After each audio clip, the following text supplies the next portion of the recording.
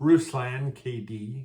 He was talking about this guy that's going to be talking on the Joe Rogan show, Wes Huff. My name is Wes, and I'm seen by God. All right, cool. I'm a full-time apologist. I grew up as a missionary kid, born in Pakistan, and spent a portion of my childhood in Jordan.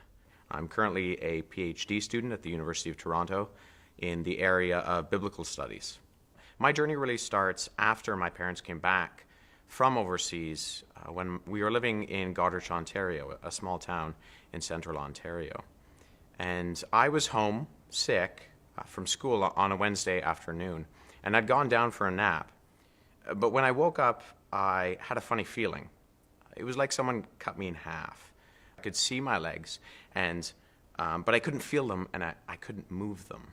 I was eventually rushed to a hospital where I was diagnosed with a rare neurological condition.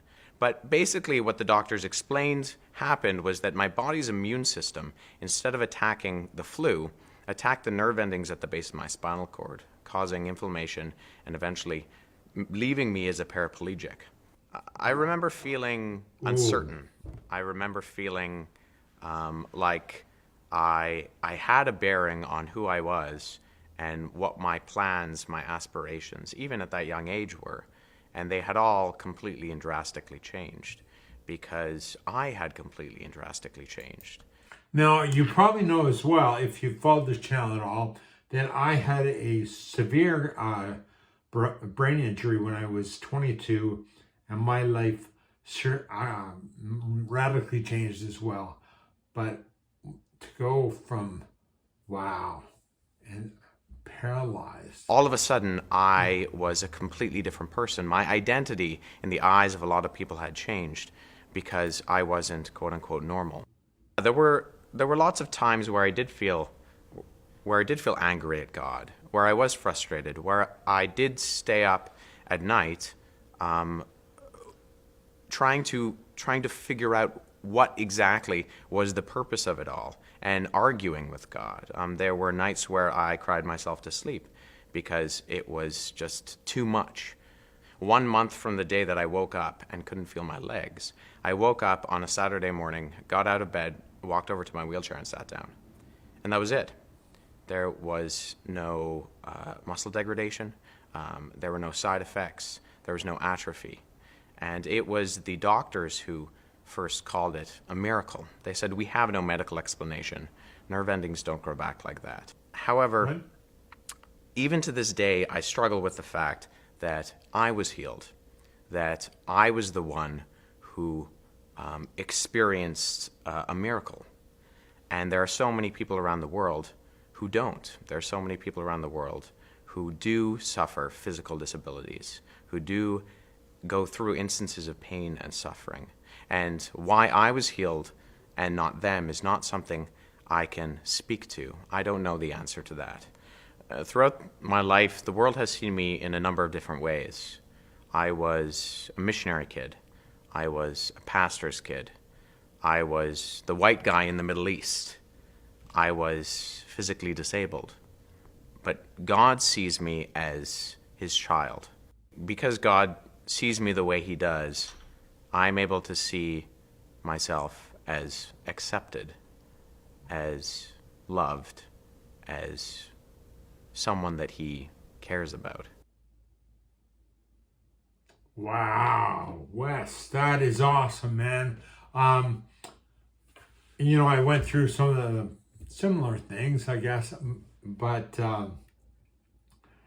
his reaction is a lot more mature than mine was, even when I'm 60 this year.